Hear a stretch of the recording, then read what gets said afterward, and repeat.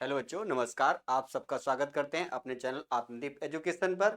जैसा कि आप देख रहे हैं, हम लोग पढ़ रहे हैं मॉक टेस्ट एसएससी जीडी 2025 के लिए। एसएससी जीडी 2025 के लिए मैथ के लिए मॉक टेस्ट पढ़ रहे हैं। मॉक टेस्ट नंबर 3 है आपका। मॉक टेस्ट नंबर 3 है। 2 मॉक टेस्ट हो चुके हैं, मैंने प्लेलिस्ट बना दी है यूट्यूब पे, आप जा करके देख सकते हैं। दोनों बहुत ही बेहतरीन तरीके से बच्चों ने प्यार दिया और अच्छा से पढ़ा। ठीक है ना। आप इसको भी, हमें उम्मीद है आप प्यार देंगे, आपको अच्छा लगेगा। अगर अच्छा लगे या जो जैसा भी लगे आप कमेंट में बताइएगा, ठीक है ना।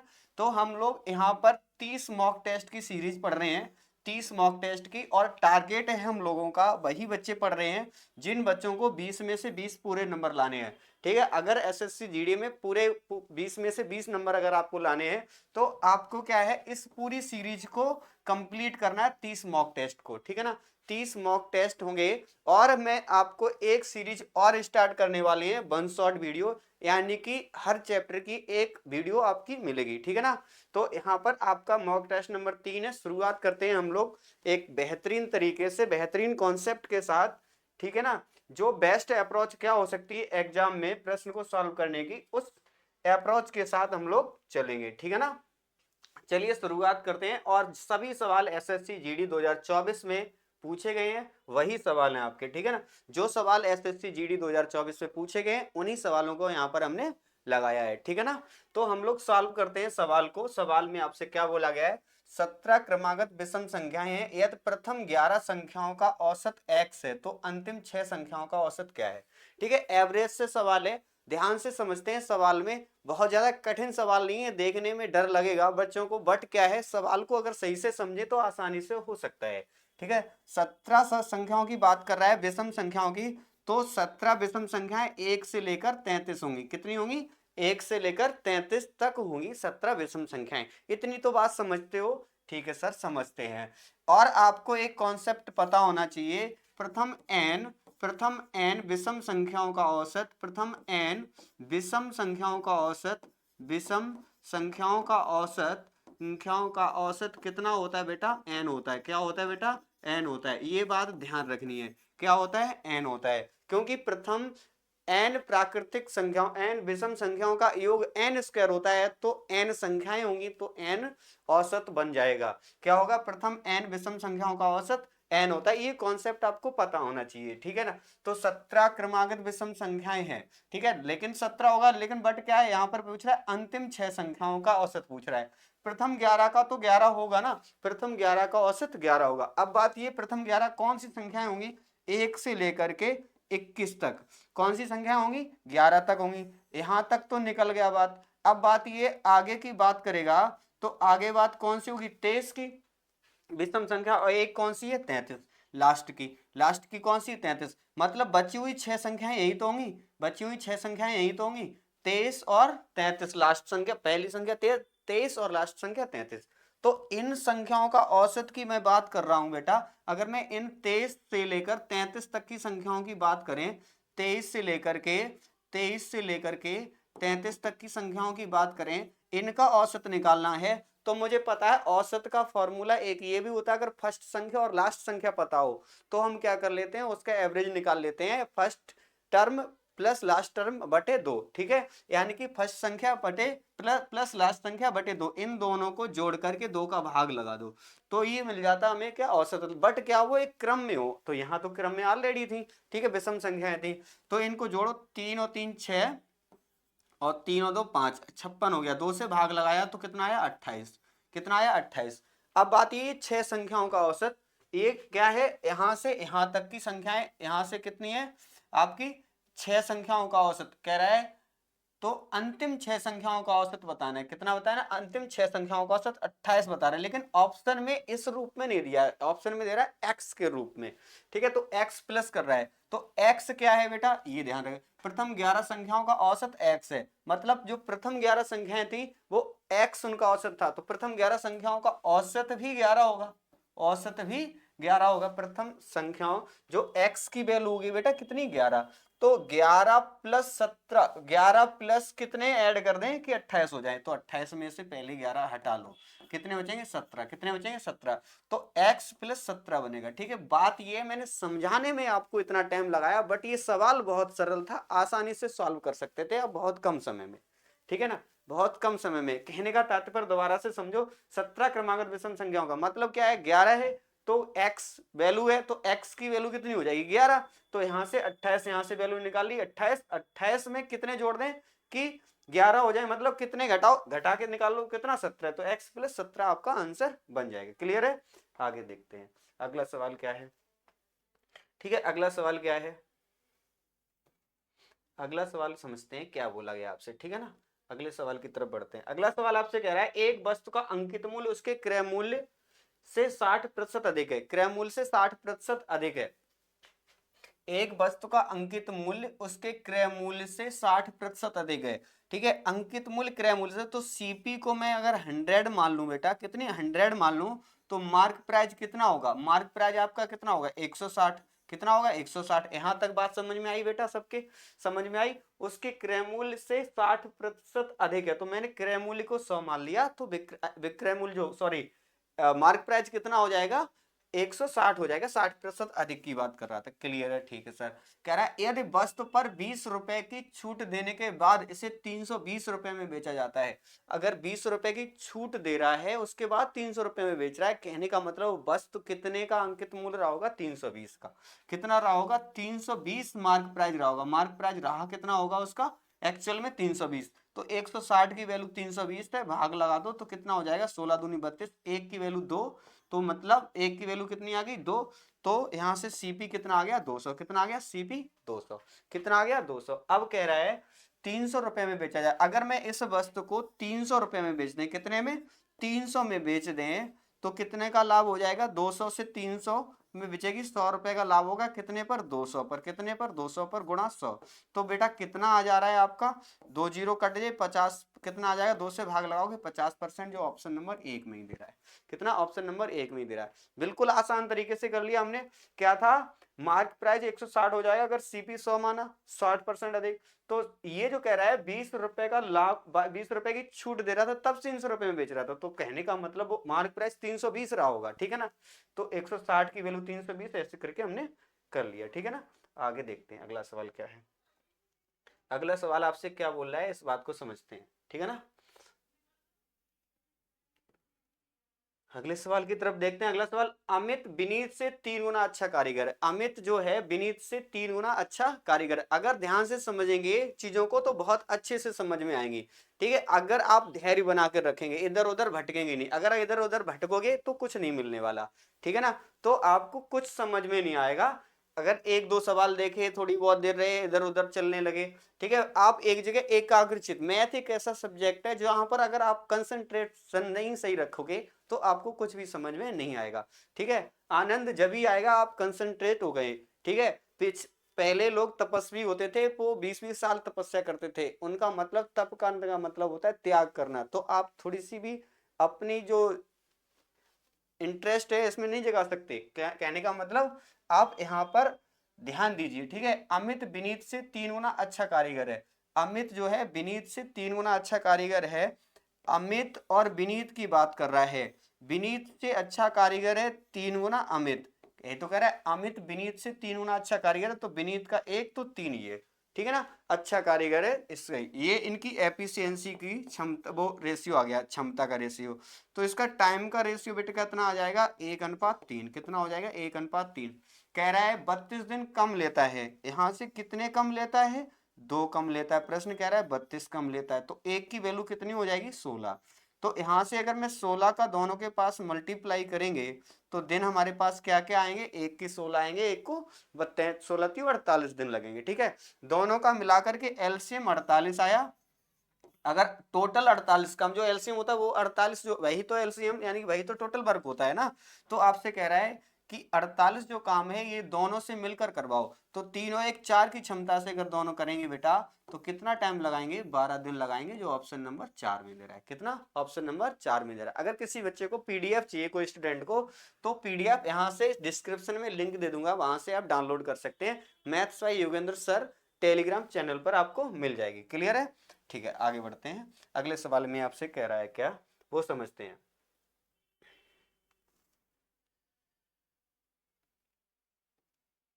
अगले सवाल को देखते हैं। अगला सवाल क्या है, यदि मूल्य में 5% की कमी की जाती है, कह रहा है मूल्य में अगर 5% की कमी की जाए तो उपभोग में कितने प्रतिशत की वृद्धि कर दी जानी चाहिए ताकि अपरिवर्तित रहे। देखो ऐसे सवाल कमी और वृद्धि वाले बहुत ही सिंपल सवाल होते हैं, बस क्या है कॉन्सेप्ट को सही से समझना ध्यान से। ठीक है, कह रहा है अपरिवर्तित रहे, बदले ना, ऐसे बात पूछी जाए और एक बार कमी एक बार वृद्धि कही जाए तो आपको क्या करना है, 5% की बात बेटा कर रहा था।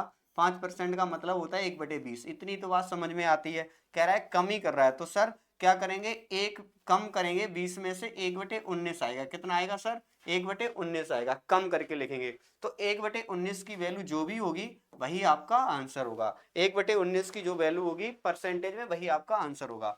19 पंजे 95, कितने बचे, तो 5.2, एक ही ऑप्शन में है, अंत कहीं आपको नहीं मिलेगा। ठीक है, 19 पंजे 95 और बचेंगे कितने आपके, 19 दूनी 38, ऐसे ऐसे ही आ जाएगा। ठीक है, 19 57 ज्यादा हो जाए, 50 5 बच रहे हैं। ठीक है ना, तो कितना हो जाएगा, ऑप्शन नंबर 3 आपका आंसर बन जाता है। क्लियर है? आगे बढ़ जाते हैं।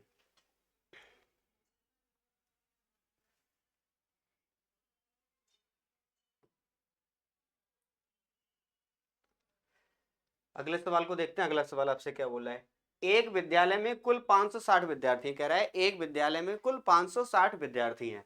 विद्यालय में लड़के और लड़कियों का अनुपात 13:15 है। लड़के और लड़कियों का अनुपात 13:15 है। यदि विद्यालय में 40 और लड़कों का दाखिला हो जाता है, 40 और लड़कों का दाखिला हो जाता है तो लड़के और लड़कियों का नया अनुपात कितना होगा। तो लड़के और लड़कियों का नया अनुपात क्या होगा, ये पूछा गया है। ठीक है, अब ये कह रहा है 560 विद्यार्थी हैं, 560 विद्यार्थी हैं, तो कह रहा है कि 40 लड़के और दाखिला हो जाता है। ये अनुपात इतना दिया था बॉयस और गर्ल्स का। बॉयस और गर्ल्स का ध्यान से समझेंगे बेटा, मेरा सरल है सवाल, कर सकते हैं आसानी से। ठीक है, कह रहा है अगर मैं इन दोनों को जोड़ करके लिखे, 13 15 28 हो जाते हैं। 28 की वैल्यू दे रही है 560। ठीक है, 28 दूनी 56, एक की वैल्यू 20, हमें कितने चाहिए, 20 40 की वैल्यू, क्योंकि 40 लड़के की वृद्धि कर रहा है तो 2 यूनिट की वैल्यू हो जाएगी 40, कितनी, 2 गुना है ना, तो यहाँ पर भी 2 गुना करोगे 2, तो 2 यूनिट बढ़ रहे हैं ना, लड़के ही तो बढ़ रहे हैं 2 यूनिट, यानी कि 15, और लड़कियां तो नहीं बढ़ रही 15, तो 1:1 आएगा। कितना आएगा, 1:1, जो ऑप्शन नंबर 1 में ही दे रहा है। क्या रखा,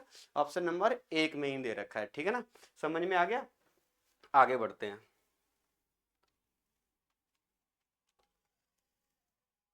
अगला देखते हैं।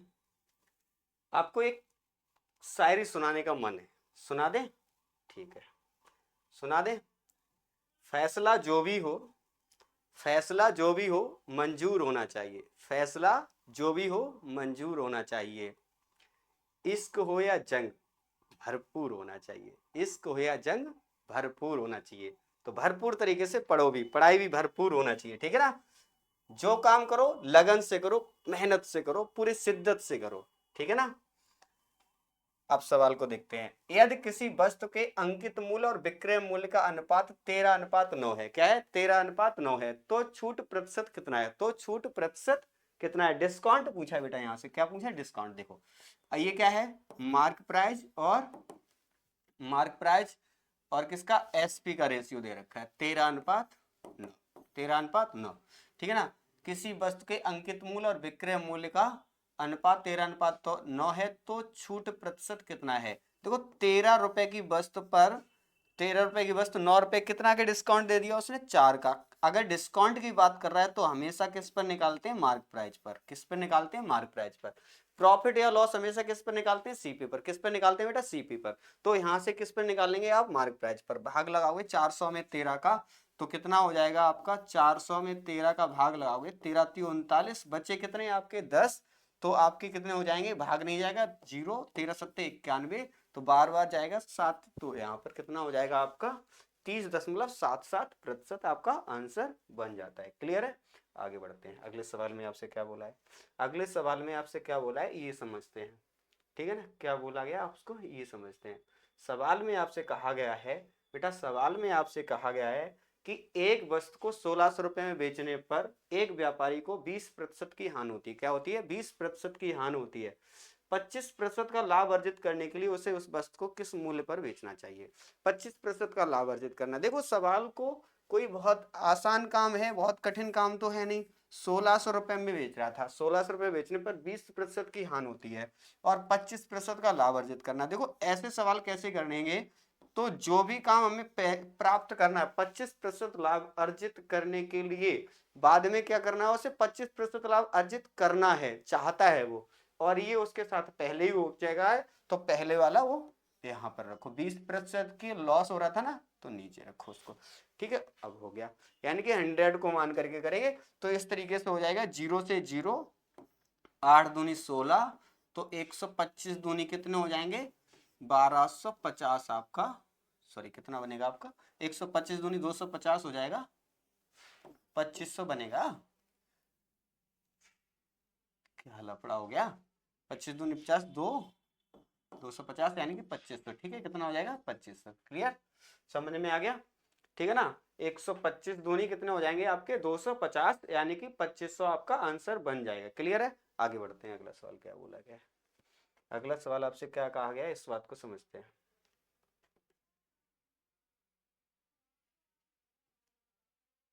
अगले सवाल को देखते हैं। अगला सवाल क्या है, यदि आशा लक्ष्मी से 4 वर्ष की अवधि के लिए 52,000 रुपए उधार लेती है। क्या कर रही है?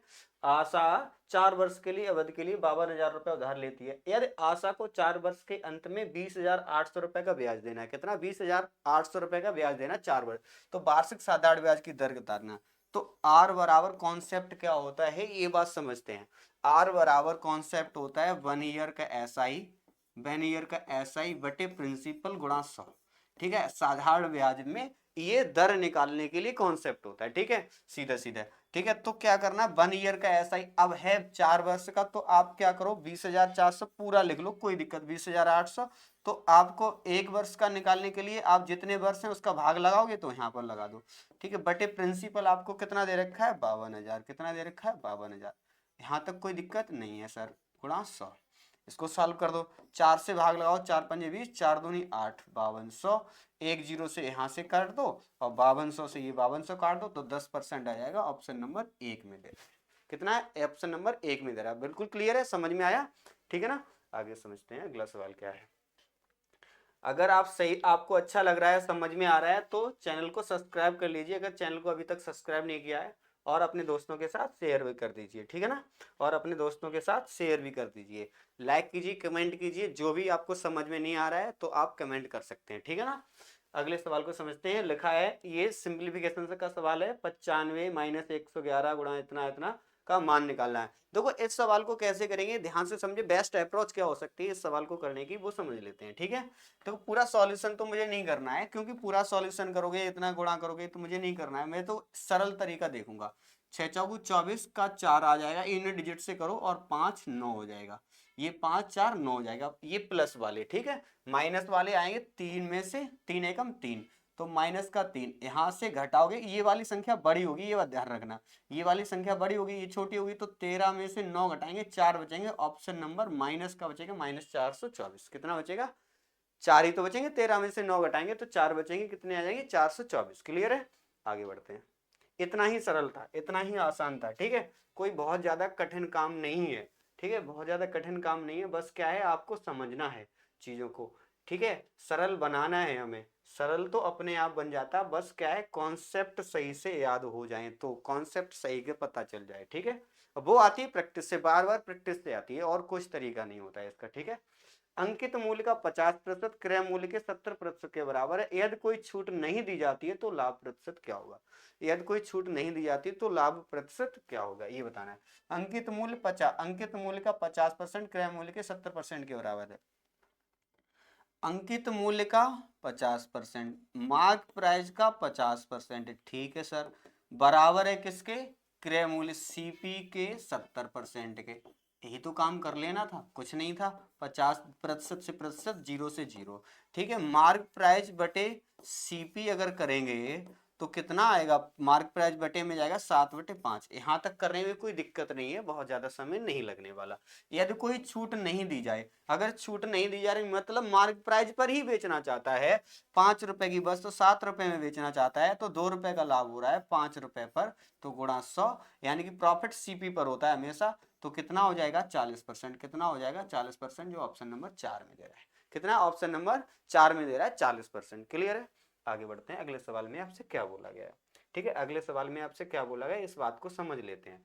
ठीक है ना, बहुत अच्छा सवाल है ये, आपका जो 2D 3D है उससे है सवाल। ठीक है ना, यदि एक घन का, 3D का सवाल है, एक घन का कुल पृष्ठीय क्षेत्रफल 600 सेंटीमीटर स्क्वायर है, तो घन का आयतन बताना है। बेटा अगर मुझे फॉर्मूले, पहली बात तो पता होना ही चाहिए। ठीक है, फॉर्मूले तो आपको पता होने चाहिए, जो भी 2D और 3D के फॉर्मूले हैं वो आपको पढ़ने पड़ेंगे। ठीक है ना, तो आपका क्या है, घन का कुल पृष्ठीय क्षेत्रफल कितना है? कितना होता है बेटा? 6a²। अगर मुझे नहीं याद है तो मैं ये नहीं कर सकता हूँ। ठीक है, तो 6 से काट दिया, 100 आया, a² बराबर, तो a बराबर मुझे मिल गया 10, a बराबर 10 मिल गया। अब कह रहा है इसका आयतन बताइए सर। आयतन क्या होता है? a क्यू होता है। क्या होता है? a Q. तो 10 का क्यू कितना होगा? 1000, जो ऑप्शन नंबर 4 में दे रहा है। को ऑप्शन नंबर 4 में दे रहा है। बिल्कुल सरल सवाल था, अगर हमें सही तरीके से पता है, तरीके और फॉर्मूले पता है इसके लिए तो। ठीक है, अगर फॉर्मूला नहीं पता तो नहीं कर पाएंगे। ठीक है ना, आगे देखते हैं अगला सवाल क्या बोल रहा है। अगला सवाल आपसे क्या बोला है इस बात को समझ लेते हैं। कह रहा है, कह रहा है आपसे कि आर और एस, बेटा यहाँ पर एस है। ठीक है, क्या है? आर और एस एक काम को क्रम से 15 और 60 दिन में पूरा कर सकते हैं। वे बारी बारी से एक एक दिन छोड़कर करते हैं और आर पहले दिन शुरू करता है। संपूर्ण काम कितने दिन में पूरा हो जाएगा? संपूर्ण काम पूरा दिन कितने में हो जाएगा? ठीक है, आर और एस हैं। ठीक है, आर और एस हैं, कितने कितने दिन में करते हैं? क्रम से 15 और 60 दिन में करते हैं। तो मैं इन दोनों का एलसीएम ले लेता हूँ, 60, 15 चौक 60, 60 एकम 60, ये इनकी क्षमताएं आ जाती हैं। क्लियर है? अब कह रहा है कि दोनों लोग मिलकर करते हैं, एक एक दिन छोड़कर करते हैं, एक एक दिन छोड़कर करते हैं। चारों पांच, एक 5 की क्षमता से सीधा काम करवाओ, 60 तक करवाओ तो 12 दिन लगेगा, क्योंकि 5 की क्षमता से काम होगा 60, तो 12 दिन लग जाएंगे। ठीक है, क्योंकि 60 काम करवाना है मुझे, 60 काम करवाना है, 12 दिन यहाँ से लग जा रहे हैं। ठीक है, सारा दिन लग जा रहे हैं, 12 दिन एक को लग रहे हैं, तो दोनों को कितने लगे? अलग अलग टाइम में कर रहे हैं, छोड़ छोड़ के, तो अलग अलग टाइम में कर रहे हैं, तो 12 इसको लग जाएंगे, 12 इसको लग जाएंगे, टोटल 24 दिन लग जाएंगे। कितने लग जाएंगे बेटा? 24 दिन लग जाएंगे, जो ऑप्शन नंबर 2 में दे रहा है। कितना? ऑप्शन नंबर 2 में दे रहा है। क्लियर है? समझ में आया? बहुत अच्छे। ठीक है, आगे बढ़ते हैं, आगे बढ़ते हैं सवाल में। आगे सवाल में क्या कह रहा है? ठीक है, बहुत अच्छा सवाल पूछा गया है। सवाल तो बहुत बेहद आसान भी है और बहुत अच्छा सवाल है। बहुत अच्छा सवाल है, एग्जाम में ऐसे सवाल आने के चांसेस बहुत रहते हैं। कह रहा है, एक खुदरा विक्रेता अपने उत्पादों पर क्रय मूल्य से 25% अधिक और मूल्य अंकित करता है। यदि किसी ग्राहक को 20% की छूट मिलती है तो खुदरा विक्रेता के लिए लाभ प्रतिशत बताइए। कह रहा है खुदरा विक्रेता के लिए लाभ प्रतिशत बताइए। तो आपको कह रहा है कि 25% क्रय मूल्य से 25% अधिक मूल्य अंकित करता है। अगर 125 कर लेगा अंकित, कह रहा है, फिर कह रहा है 20% ग्राहक को छूट देता है। 20% का मतलब होता है, 20% का मतलब होता है 1/5। 5 रुपए पर 1 रुपए की छूट मतलब 4 रुपए की दे रहा है। ठीक है, 5 से भाग लगाओगे 25, 25 चौगुन 100, यानी कि पूरे में बेच देगा, कोई प्रॉफिट और लॉस नहीं होगा। कितना हो जाएगा? 0%। कोई प्रॉफिट लॉस नहीं हो रहा है। ठीक है, 100 रुपए में ही बेच दे रहा है। 100 रुपए की तो वस्तु मानी थी, यहाँ पर कितने की मानी थी? 100 रुपए की मानी थी, तभी तो कह रहा है कि उसे 125, यानी कि 25% अधिक तभी तो हुआ था। 100 मानी तो 100 में ही बेच दी, तो क्या हो जाएगा? कोई प्रॉफिट या लॉस नहीं होगा, 0%। क्लियर है? आगे बढ़ते हैं, आगे बढ़ते हैं, अगले सवाल में क्या बोल रहे हैं इस बात को समझ लेते हैं। ठीक है, इस बात को समझ लेते हैं, क्या बोल रहा है आपसे। कह रहा है, मनोज और पारस की आय का अनुपात 12:7 है। यदि पारस की आय मनोज की आय से 4000 रुपए कम है, कह रहा है 4000 रुपए कम है, तो मनोज और पारस की कुल आय कितनी है? देखो, ऐसे सवाल, अनुपात वाले सवाल सबसे पहले ऑप्शन से ही करेंगे। ठीक है, ऑप्शन से बेहद आसान भी हो जाएंगे। अगर नहीं होते हैं तो फिर अगर ऑप्शन में फंस जाते हैं उसके बाद हम सॉल्यूशन पे जाते हैं। ऑप्शन हमारे लिए बेहद आसान है। देखो, 12 और 7 कितने होते हैं? योगी तो पूछ रहा है, कह रहा है पारस और मनोज की कुल आय, कुल का मतलब योग 12 7 19, 19 का मल्टीपल देखो एक ही ऑप्शन है, 152 होते हैं 19 अट्ठे, और कोई ऑप्शन नहीं है, ये भी नहीं है, ये भी नहीं है, ये भी नहीं है। सर अगर फंस जाते हैं तो कैसे करेंगे, तो सर देखिए हम मैं सॉल्यूशन भी बता दे रहा हूं इसका, ठीक है। कह रहा है मनोज की आय 4000 रुपए कम है, कम यहाँ पर कितनी है 5, 5 की वैल्यू अगर 4000 है तो एक की वैल्यू 800 होगी, कितनी होगी 1 यूनिट की वैल्यू 800 होगी, मुझे चाहिए कितनी 12 और 7 19 की चाहिए, तो 19 अट्ठे 152 तब भी आ गया, ठीक है। 19 सॉरी, आगे बढ़ते हैं, ठीक है। अगले सवाल में आपसे क्या बोला है, अगले सवाल को देखते हैं क्या बोला गया आपसे। कह रहा है, आपसे कह रहा है कि बहुत अच्छा सवाल है, चक्रवृद्धि ब्याज का सवाल है, ठीक है। 2 वर्षों के लिए निश्चित ब्याज दर पर, निश्चित ब्याज दर पर मूलधन, साधारण ब्याज और चक्रवृद्धि ब्याज क्रम से इतने इतने हैं, तो मूलधन कितना है, क्या पूछ रहा है, तो मूलधन आपसे प्रिंसिपल पूछ रहा है। ऐसे सवाल को कैसे सॉल्व करते हैं, सबसे बेस्ट अप्रोच क्या हो सकती है इस सवाल को सॉल्व करने की, वो आपको दिखाते हैं, आइए देखते हैं, ठीक है कैसे करेंगे। तो 12800 क्या है 12800 और 14400 क्या है 14400, ये क्या है 2 2 वर्ष का है, क्या है 2 वर्ष का है, 2 वर्ष का SI है और 2 वर्ष का CI है, कह रहा है 2 वर्ष का CI है, ठीक है ना, ठीक है ना। अब 1 वर्ष की अगर मैं बात करूं तो बेटा 6400 बनेगा, कितना बनेगा 6400, ये 6400 पहले वर्ष तो CI हो SI हो सेम लगता है, तो ये 6400 तो पहले वर्ष तो लगे ना ही, तो दूसरी वर्ष कितना लग रहा है 8000, कितना लग रहा है 8000, ये बेटा 8000 कैसे हो गया, 8 से 14400 तभी तो होगा, ठीक है। तो कितना हो जाएगा 8000, ये 8000 क्यों लग रहा है, ये अगले वर्ष ब्याज पर ब्याज लगेगा, 6400 पर लगेगा, ये 6400 थे 2 भागों में, ठीक है।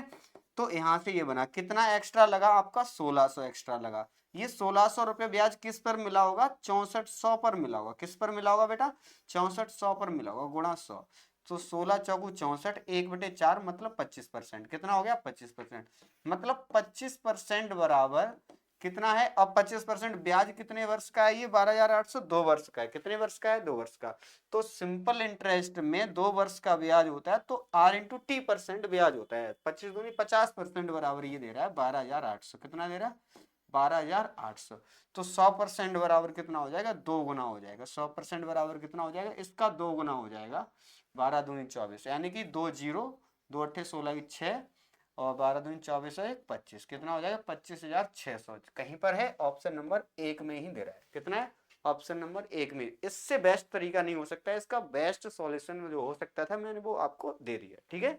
आगे देखते हैं अगला सवाल क्या है, अगला सवाल क्या है इस बात को समझते हैं, ठीक है। अगला सवाल आपसे क्या बोला है, देखो ये सवाल कैसे करेंगे, ठीक है। सबसे आसान तरीका क्या होगा इसका, उस तरीके पर पहुंचेंगे, ठीक है ना। कह रहा है एक आयताकार मेज के शीर्ष का परिमाप 84 मीटर, कितना 84 मीटर है, और इसका क्षेत्रफल 432 मीटर स्क्वायर है, मीटर स्क्वायर है। कह रहा है इसके विकर्ण की लंबाई कितनी है, कह रहा है इसके विकर्ण की लंबाई कितनी है, तो ध्यान से इस बात को ये समझ लेते हैं, अगर ये 432 क्या है क्षेत्रफल है, फॉर्मूले तो पता होना चाहिए, 2L+B 2L+B बराबर बेटा 84 है, तो L+B बराबर कितना हो गया 42, क्लियर है। अब कह रहा है L इंटू बी बेटा कितना है, L इंटू बी कितना है 432 है, कह रहा है 432 है। हमें इस तरीके से दो संख्याएं सोचनी है कि गुणा करके 432 हो जाए और जोड़ करके 42 हो जाए, कितना हो जाए 42 हो जाए, तो इसके मुझे कुछ नहीं करने हैं, 432 के फैक्टर करने पड़ेंगे, ठीक है। तो 8 से काटोगे 8 पंजे 40, 8 और बचे कितने 8 चौक 32, 3 से काटो दोगे तो 9 से काट दो 9 3 27, वो 9 छक्का 54, ठीक है इतना हो गया, और 2 से काट दो, फिर 2 से 2 3 6, ये इस तरीके से हम फैक्टर कर लेंगे कुल मिला के, ठीक है।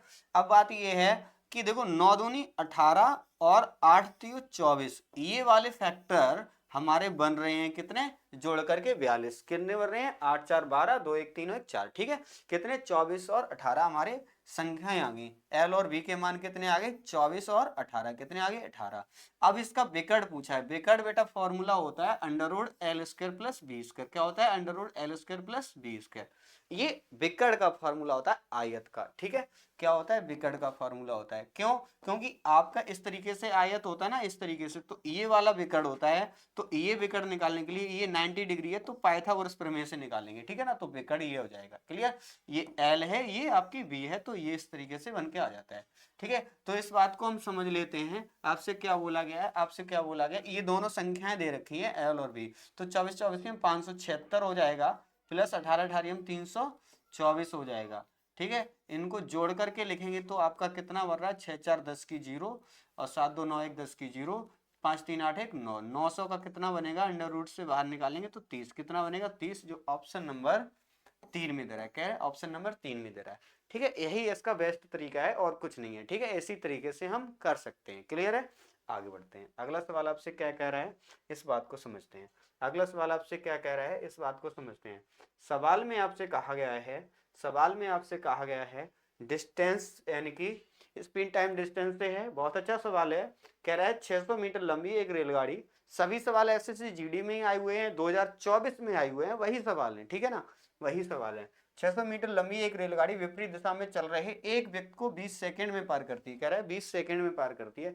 यदि रेलगाड़ी की चाल व्यक्ति की चाल की 5 गुना है तो रेलगाड़ी की चाल क्या है, रेलगाड़ी की चाल क्या है, समझते हैं। कह रहा है कि मैं अगर व्यक्ति की चाल जो है, व्यक्ति की चाल है अगर 1 मान लें या x मान लें, तो फिर ट्रेन की जो चाल होगी वो 5x होगी, 5 गुना होगी, यही तो कह रहा है 5x होगी। अब कह रहा है ये दोनों एक दूसरे की विपरीत दिशा में चलते हैं, एक दूसरे के विपरीत दिशा में चल रहे हैं, तो x प्लस 5x इनकी एवरेज स्पीड हो जाएगी। ठीक है ना, एवरेज स्पीड हो जाएगी। और ये कह रहा है कि 600 मीटर दूरी तय कर रहे हैं, 600 मीटर दूरी तय करें, 600 मीटर लंबी ट्रेन है और व्यक्ति की तो कोई दूरी होगी नहीं, कितने सेकंड में, 20 सेकंड में। ये बेटा किस में है, ये मीटर प्रति सेकंड में, इससे हमें आंसर किलोमीटर प्रति घंटा में चाहिए, तो किलोमीटर प्रति घंटा में बदलने के लिए 18/5 से मल्टीप्लाई कर लेंगे, 18/5 से हम मल्टीप्लाई कर लेंगे। ठीक है ना, किससे, 18/5 से मल्टीप्लाई कर देंगे, तो 20 तियो 60, कितने हो जाएंगे, 20 तियो 60, 5 से 5 छिक्का 30, कितना हो जाएगा 30।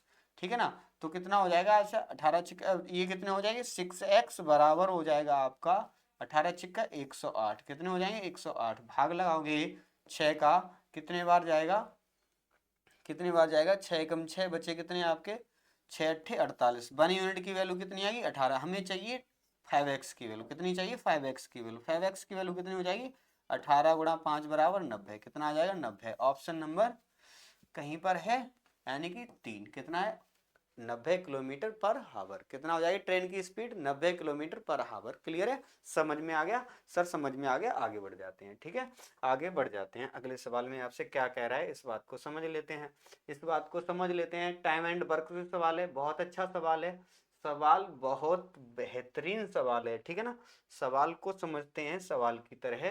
क्या है सवाल में, ये समझते हैं। पी और क्यू मिलकर एक काम को 30 दिनों में कर सकते हैं, 30 दिनों में कर सकते हैं। उन्होंने एक साथ मिलकर काम शुरू किया, लेकिन 20 दिनों के बाद पी काम छोड़ दिया, किसी पी ने काम छोड़ दिया। ठीक है, अगर ये दोनों मिलकर पी प्लस क्यू अगर करते तो बेटा ये 30 दिन में कर देते, कितने दिन में, 30 दिन में। लेकिन ऐसा हुआ नहीं, क्या हुआ, इन दोनों ने काम तो किया शुरू, इन दोनों ने काम तो शुरू किया, लेकिन क्या किया, 20 दिन तक काम किया 30 में से, तो इन्होंने 2/3 काम कर दिया, कितना, 2/3 काम कर दिया। सर अभी काम कितना शेष बचा, काम बचा है 1/3, कितना बचा 1/3, 1/3 काम कह रहा है कि शेष काम क्यू 50 दिन में लगाता है, जो शेष काम है क्यू 1/3 काम है उसे 50 दिन लगाता है, 50 दिन लगाता है, तो टोटल काम करेगा कितना 150 दिन में, कितना 150 दिन में। एलसीएम की बात करते हैं तो बेटा कितना आता है 150, कितना आता है 150। बात क्लियर है, समझ में आया यहाँ तक। ठीक है, अगर मैं बात करूं इसकी क्षमताओं की, तो एक क्यू की क्षमता और दोनों की मिलाकर की क्षमता 3 5 15 5, तो यहाँ से अगर क्यू की क्षमता 1 है तो पी की क्षमता 4 आ गई, कितनी आ गई 4, तो मुझे पी से ही काम करवाना है कह रहा है, तो पी अकेले संपूर्ण काम को, संपूर्ण काम तो 150 है, 150 है, तो पी संपूर्ण काम को 4 की क्षमता से करेगा, 4 से भाग लगाओगे 37.5 दिन लगेंगे, कितने लगेंगे 37.5 दिन लगाएंगे, भाग लगा दो, 4 3 12, बचे कितने 3, 4 7 28, 4 5 20, कितना आ जाएगा 37.5 दिन आपका आंसर बन जाता है। क्लियर है, अगले सवाल को देखते हैं, लास्ट सवाल है ये और बहुत अच्छा सवाल है। ठीक है, कह रहा है कि आपसे सिराज है, सिराज है विक्रय मूल्य पर 32% का लाभ कमाता है, विक्रय मूल्य, वैसे जब तक आपसे कहा ना जाए तब तक लाभ या हानि हमेशा सीपी पर होती है, किस पर होती है बेटा, सीपी पर होती है। यहां पर बोल दिया गया है कि विक्रय मूल्य पर 32% का लाभ कमाता है। अनुमानित अप्रोक्सीमेटली लाभ प्रतिशत ज्ञात कीजिए, यानी कि सही क्रय मूल्य पर बताना है, क्रय मूल्य पर लाभ बताना है। तो देखो अगर प्रॉफिट उससे कितना हो रहा है, 32% का हो रहा है, कहने का मतलब 100 रुपए की वस्तु बेच रहा होगा, तब बस 100 रुपए का उसे 32 रुपए का लाभ हो रहा है। एसपी उसका 32 रुपए 100 रुपए है, ठीक है। प्रॉफिट क्या है उसका 32 रुपए है, क्लियर है। अब कह रहा है अगर मैं यहाँ से सीपी निकालना चाहूं तो आसानी से निकाल सकता हूँ। सीपी तो वही होगा ना, अगर प्रॉफिट है तो फिर क्या होगा, सीपी कम रहा होगा, कम रहा होगा एसपी से। कितना कम रहा है, 32 कम रहा है। कितना सीपी आएगा आपका, सीपी कितना आएगा, इनसे घटा दो कितना आ जाएगा 68, कितना आएगा 68। अब 32 लाभ उतना ही हो रहा है, 32 किस पर, गुणा 100, ठीक है, गुणा 100। भाग लगाओगे 4 से, 4 अट्ठे 32, भाग लगाओगे 4 से, 17 चौको 68, ठीक है। तो आपके 800/17 बन रहे हैं, 800/17, 17 से भाग लगाओगे, 17 चौको 68, बचे कितने 12, 17 सत्ते 119, यानी कि अप्रोक्सीमेटली 47% बनेगा। कितना बनेगा, 47%। अगर आपको सबको समझ में आया है तो आप वीडियो को शेयर कीजिए, लाइक कीजिए, कमेंट कीजिए। अगर चैनल को अभी तक सब्सक्राइब नहीं किया तो चैनल को सब्सक्राइब कर लें। बहुत बहुत धन्यवाद।